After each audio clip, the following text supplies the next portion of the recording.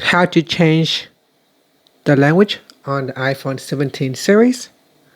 First, let's go back to the home screen. Now from the home screen, tap on Settings. Then in Settings, we go down and tap on General. Next, go down and tap on Language and Region. Then from here, if you want to add in another language, just tap on Add Language. Scroll down the list here and look for a language that you want to use. Okay, so any language that you like. So I'm just going to scroll down here. You can also use the search button to look for your language. And then tap on Use that language. And the phone will now proceed to change the language. And that's it.